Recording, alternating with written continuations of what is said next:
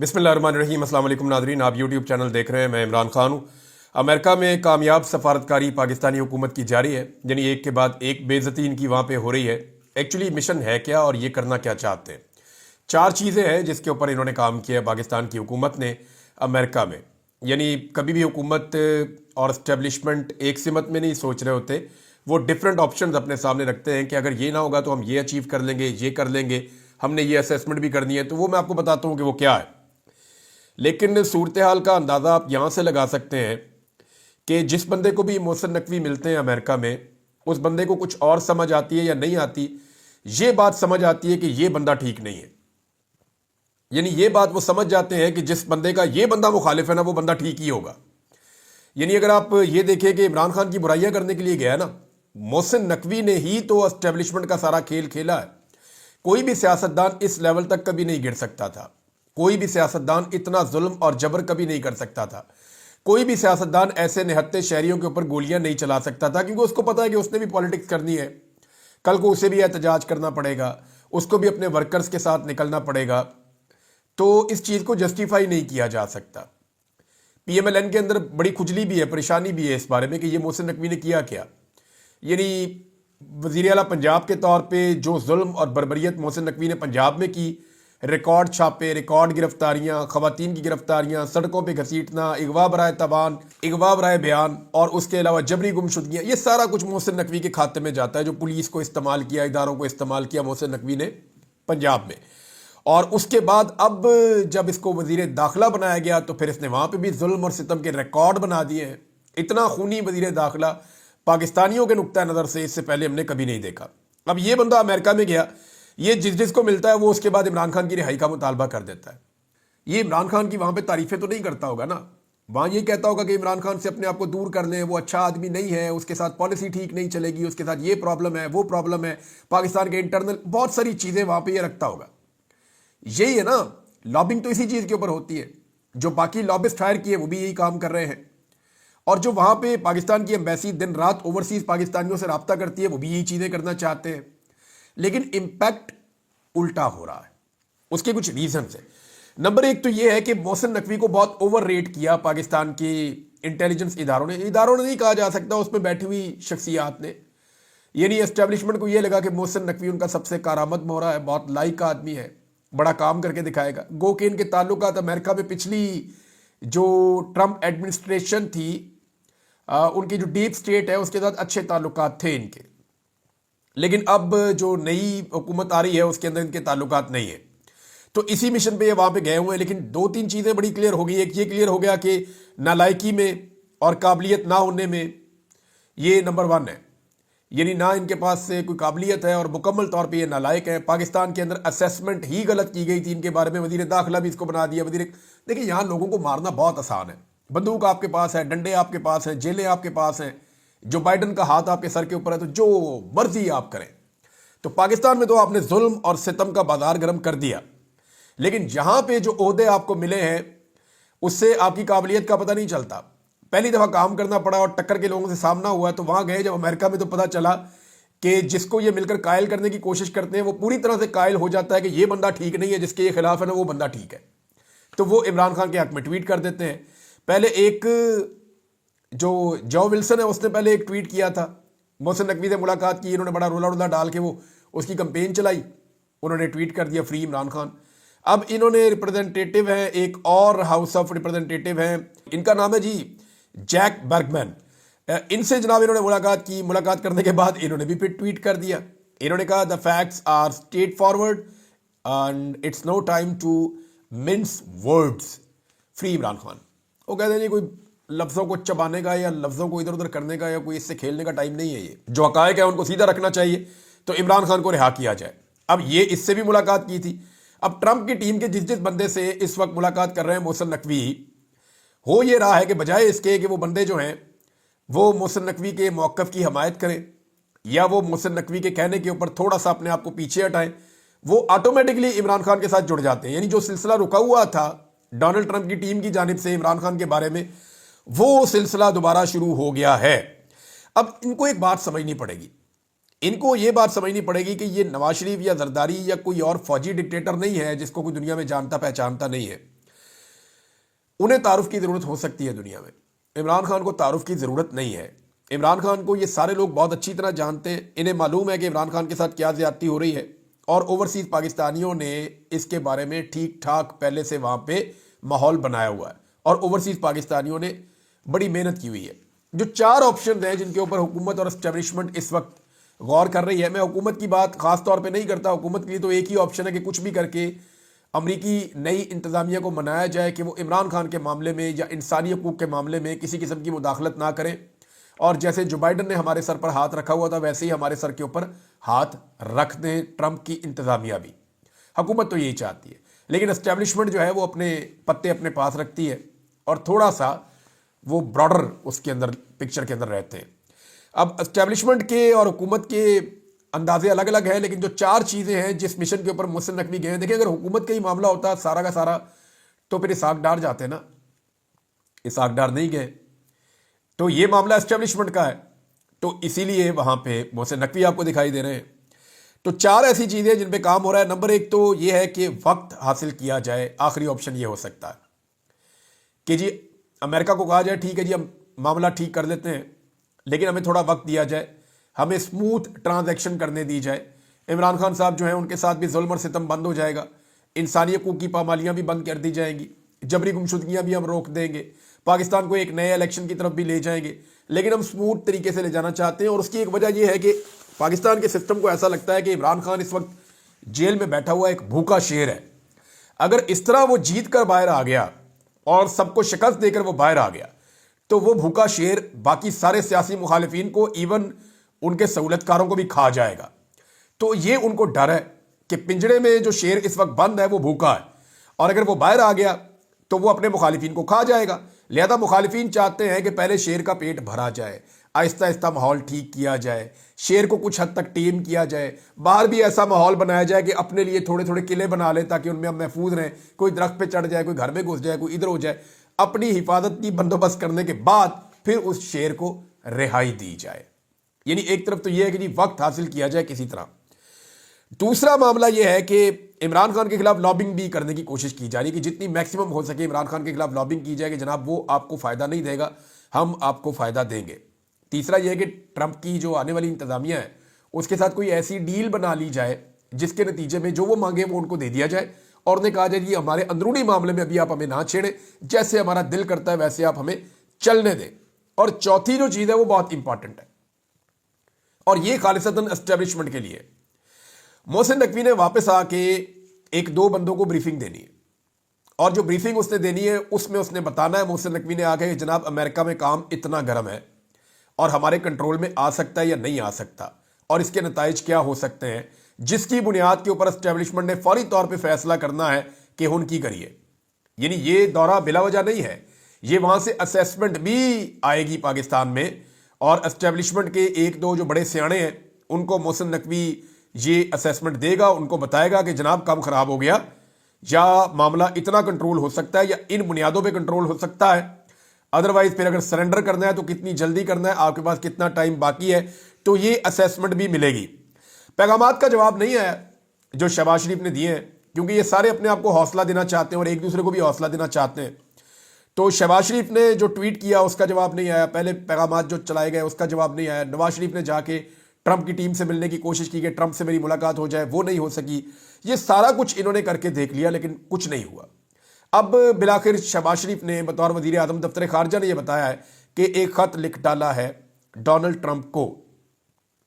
اب خط کا نارملی جواب آ جاتا ہے، یعنی وہ ایسے ہوتا ہے کہ جو ڈونلڈ ٹرمپ کا عملہ ہے وہ شکریہ کا خط واپس لکھ دے گا، یا کوئی ان کا جواب کسی طرح سے کوئی میل آ جائے گی، کوئی جوابی خط آ جائے گا، تو جوابی خط ان کو چاہیے تاکہ یہ اس کو سوشل میڈیا پر وائرل کر سکیں، بتا سکیں کہ جناب ٹرمپ نے وزیر اعظم شہباز شریف صاحب کو خط لکھا اور شہباز شریف کے خط کا جواب دیا، نیک تمناؤں کا اظہار کیا پاکستان کے عوام کے ساتھ یہ اور وہ۔ اب ان کو یہ آئیڈیا نہیں ہے کہ ٹرمپ کوئی بھی جواب دے سکتا ہے، بہت ممکن ہے کہ ٹرمپ کی ٹیم کا جواب ایسا آئے جس جواب کو یہ چھپا کر بیٹھ جائیں اور یہ کوشش کریں کہ وہ جواب کبھی سامنے ہی نہ آئے، یہ بھی ممکن ہے۔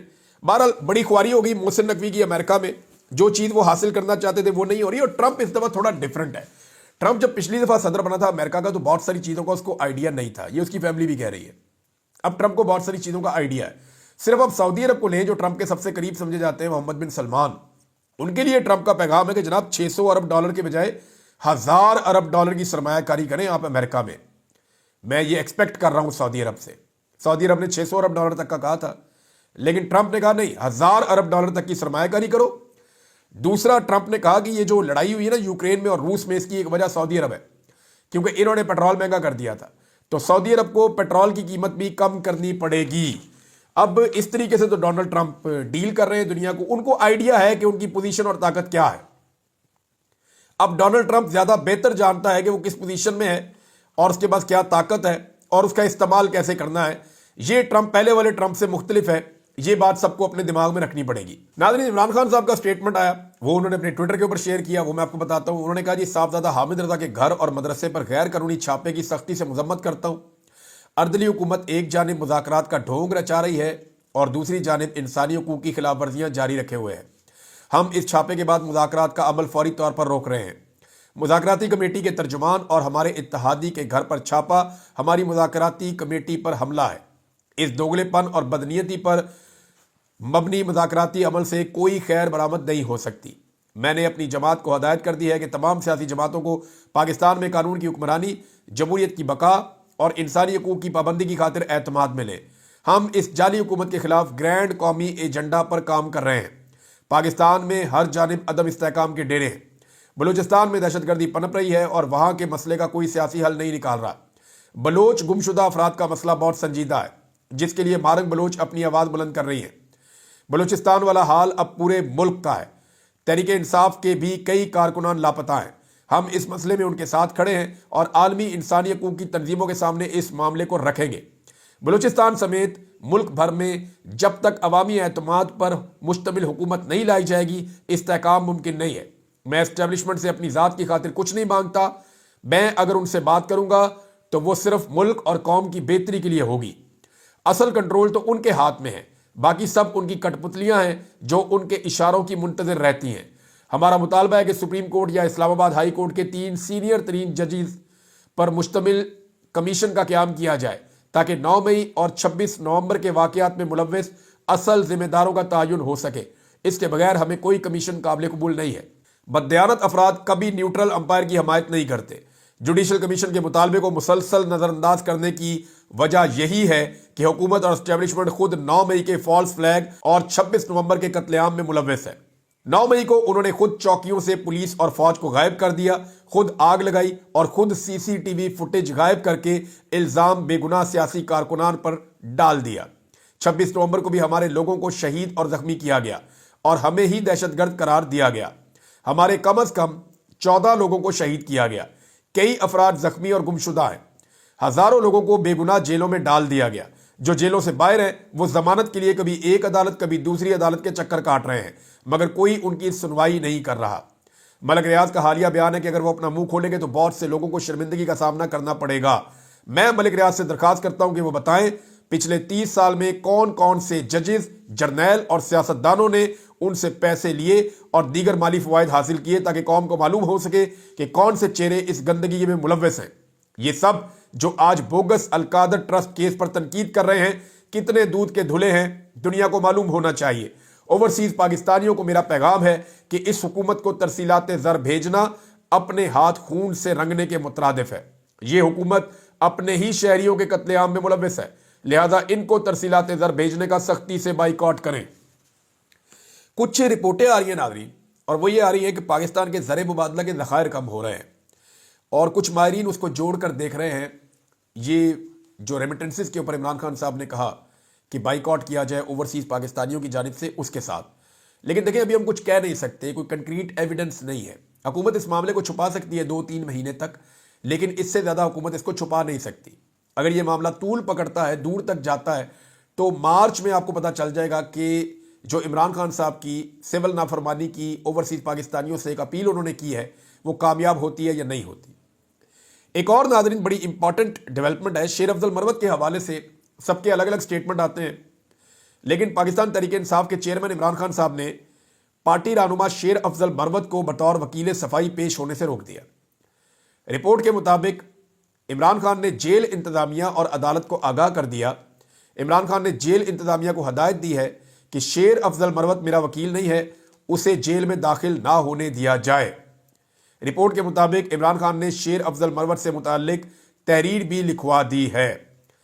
اچھا، اب شیر افضل مروت پہنچے تھے اڈیالہ جیل، اور گیٹ 5 سے اڈیالہ جیل ڈیوڑی تک پہنچے تھے، وہاں سے انہیں واپس بھجوا دیا گیا، اور جیل انتظامیہ نے عمران خان صاحب کو آگاہ کیا، لیکن عمران خان صاحب نے یہ کہہ دیا جی کہ میں ان کو نہیں ملتا۔ شیر افضل مروت صاحب لگاتار ہاٹ واٹرز میں ہیں، ویسے انہوں نے اپنے فوجی زیادہ مارے ہیں۔ شیر افضل مروت صاحب کا زیادہ اٹیک جو ہے وہ پاکستان تحریک انصاف کے سوشل میڈیا پہ ہی رہا ہے، یا پاکستان تحریک انصاف کے اپنے لوگوں پہ ان کا زیادہ اٹیک رہا الیکشن کے بعد۔ الیکشن سے پہلے ان کا دوسری طرف اٹیک ہوتا تھا۔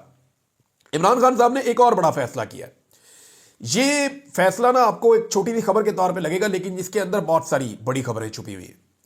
شیخ وقاص اکرم کی جگہ پہ جنید اکبر صاحب کو عمران خان صاحب نے پبلک اکاؤنٹس کمیٹی کا چیئرمین نامزد کر دیا ہے پاکستان تحریک انصاف کی جانب سے۔ یہ جو پبلک اکاؤنٹ کمیٹی کا چیئرمین ہوتا ہے نا، یہ اپوزیشن کی جانب سے ہوتا ہے، اور اس کے بعد یہ اختیار ہوتا ہے کہ یہ کسی بھی محکمے کا کوئی بھی چیزوں کا ریکارڈ نکال کر دیکھ سکتا ہے، اور یہ ہر چیز کا آڈٹ کر سکتا ہے، رپورٹیں منگوا سکتا ہے۔ تو یہ اچھا اختیار ہوتا ہے اس عہدیدار کے پاس، اور یہ ایک پارلیمنٹیرین ہوتا ہے۔ پہلے عمران خان صاحب نے تھوڑے دن پہلے یہ کہا تھا کہ میرا پہلا امیدوار شیخ وقاص اکرم ہے، میرا دوسرا نام بھی شیخ وقاص اکرم ہے، میرا تیسرا نام بھی شیخ وقاص اکرم ہے۔ لیکن اب عمران خان صاحب نے جنید اکبر صاحب کا نام دیا ہے۔ جنید اکبر صاحب کا نام آنے کے بعد نا ایک چیز آپ اپنے ذہن میں رکھیں، جو لوگ پاکستان تحریک انصاف کی انٹرنل پالیٹکس کو سمجھتے ہیں ان کو یہ سمجھ آ جائے گی کہ یہاں علی امین گنڈا پور صاحب سے سپیس کم ہوئی ہے۔ بس میں سمپل آپ کو یہ بتا دوں گا کہ یہ جو جنید اکبر صاحب ہیں، ان کے بارے میں بڑی شکایتیں پہنچائی گئی ہیں عمران خان صاحب کو جیل میں، اور یہ جو گنڈا پور گروپ ہے انہوں نے وہاں پہ یہ ساری شکایتیں پہنچائی تھی۔ اور کیونکہ شیخ وقاص اکرم صاحب کے بڑے اچھے تعلقات ہیں علی امین کے ساتھ، وزیر اعلیٰ خیبر پختونخوا کے ساتھ، تو ان کی جگہ پہ جنید اکبر جن کے تعلقات بالکل اچھے نہیں ہیں، ان کا نام آ جانا یہ بہت امپورٹنٹ ہے۔ اور اس سے یہ پتہ چل رہا ہے کہ عمران خان صاحب ساری کی ساری سپیس ایک گروپ کے پاس نہیں رہنے دینا چاہتے، بلکہ انہوں نے جو گروپ اس وقت بڑا تگڑا ہو گیا تھا اس سے سپیس واپس لے کر جنید اکبر صاحب کو بنایا ہے۔ تو یہ پاکستان تحریک انصاف کی انٹرنل پالیٹکس پہ ہے، لیکن عمران خان صاحب کا فیصلہ ہے۔ ایک اچھا منظر میں نے دیکھا، ناظرین میں آپ کے ساتھ شیئر کر دیتا ہوں۔ انتظار حسین پنجوتا صاحب کو میں نے دیکھا، ان کی واپسی ہوئی ہے، ان کی ویڈیوز میں نے دیکھی، میں نے کوشش کی، میری ان سے بات بھی ہوئی۔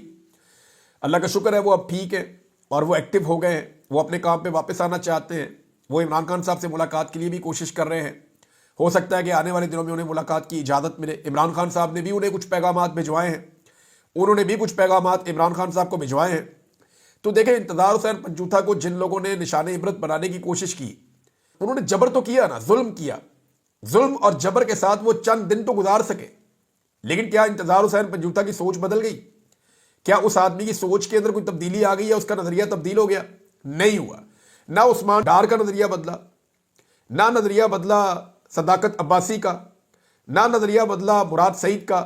یعنی جس بندے کے اوپر ظلم، جبر، فسطائیت جو کچھ بھی کیا گیا، کسی ایک بندے کا نظریہ نہیں بدلا۔ اور میں تو ایک جرنلسٹ ہوں، مجھے بھی 5 مہینے انہوں نے رکھ کے جو ہے تماشا جو کیا، میری سوچ بھی نہیں بدلی۔ میں جو کل تھا میری سوچ وہی ہے۔ شاید ہو سکتا ہے میں زیادہ تلخ ہو جاؤں، اب میں زیادہ تلخ ہوں کیونکہ میں نے زیادہ تکلیف برداشت کی ہے، میرے اندر زیادہ شکوہ ہے۔ بہرحال ایسے سوچ بدلتی نہیں ہے۔ جن لوگوں کا یہ خیال ہے وہ ایک خام خیالی کا شکار ہے اور ایک خوابوں کی دنیا میں رہتے ہیں۔ جب وہ جاگیں گے تو انہیں پتہ چلے گا کتنا نقصان ہو گیا ہے۔ پیکا پہ ناظرین ماضی میں بڑے بیانات دیتی تھی مریم نواز، شہباز شریف، جب صحافی احتجاج کرتے تھے، جب ہلکے ہلکے قوانین بن رہے تھے، تو اس وقت یہ سارے جا کے صحافیوں کے احتجاج کے اندر شامل ہو جاتے تھے، جا کے صحافیوں کے کیمپوں کے اندر بیٹھتے تھے۔ اب جناب ایسے قوانین بنا دیے گئے ہیں کہ آپ چوں بھی نہیں کر سکتے۔ یعنی جو حکومت کر رہی ہے اس کی کوئی ماضی میں مثال ہی نہیں ملتی۔ پرویز مشرف کی ڈکٹیٹرشپ ہو یا ضیاء الحق کی ڈکٹیٹرشپ ہو، اس سے زیادہ خوفناک قوانین انہوں نے اس دور میں بنا دیے ہیں۔ لیکن آپ دیکھیں میڈیا کو اشتہار مل رہے ہیں، میڈیا بھی خوش ہے۔ میڈیا کی تنظیمیں یہ کہہ رہی ہیں، بول رہی ہیں کہ جی زیادتی ہو رہی ہے، ظلم ہو رہا ہے، لیکن وہ صرف زبانی جمع خرچ ہے۔ نہ کوئی کیمپ لگا، نہ کوئی احتجاجی مظاہرے ہوئے، نہ حکومت کی تقریبات کا بائیکاٹ ہوا، ایسا کچھ نہیں ہوا۔ اور دوسری جانب جو مریم نواز اور شہباز شریف اور بلاول یہ سارے جمہوریت کے چیمپئن بنے پھرتے تھے، ان کے نقاب اترے ان کے چہروں سے جمہوریت والے، تو ان کے گھنونی شکلیں پوری قوم کو نظر آئیں کہ انہوں نے تو قوم کا سانس لینا مشکل کر دیا کہ آپ تنقید بھی نہیں کر سکتے حکومت کے اوپر. آپ تنقید کریں گے تو پکڑ کے آپ کو جیل میں ڈال دیں گے. اس سے فرق کوئی نہیں پڑنا. کتنے جیل میں ڈالیں گے؟ 10 20 50 100 500 1000 10,000. میکسیمم کیپیسٹی آپ کی 10,000 بندہ جیل میں ڈالنے کی ہے. جو آپ نے کر کے دیکھ لیا. کیا لوگوں کی سوچ بدل گئی؟ کوئی نہیں بدلی. جو باہر نکلتا تھا نعرہ لگاتا ہوا نکلتا تھا. جو باہر نکلتا تھا اپنے موقف پہ ڈٹ کے کھڑا ہوا نکلتا تھا. تو کتنے بندے اور پکڑ لیں گے؟ یہ نظام اپنی موت خود مر جائے گا. جعلی حکومت کو نہ نوجوانوں نے پہلے تسلیم کیا ہے نہ آئندہ تسلیم کریں گے. صاحبزادہ حامد رضا نے یہ اشارہ دے دیا ہے کہ اب پاکستان تحریک انصاف ایک مرتبہ پھر اسلام آباد آئے گی. انہوں نے یہ کہا کہ اب اگر گولیاں چلانی ہوگی نا تو ہم ممبر پارلیمنٹ آگے کھڑے ہوں گے, تو مار لیجئے گا جتنے پارلیمنٹیرینز آپ نے مارنے. یہ بات تو انہوں نے کر دی ہے لیکن ابھی تک ہم نے یہ دیکھا نہیں ہے. ہم نے جب بھی دیکھا وہ یہ دیکھا کہ غریبوں کو چھوڑ کے طاقتور اور بڑے لوگ جو ہیں وہ نکل لیتے ہیں. غریبوں کے ساتھ کھڑا کوئی نہیں ہوتا. وہ عمران خان ہی تھا جو آخری وقت تک کھڑا ہوتا تھا. اس کے بعد اس کی پارٹی میں کوئی نہیں ہے جو کھڑا ہوا ہو اپنے کارکنوں کے ساتھ, ان کو مرتا ہوا چھوڑ کر گئے ہیں.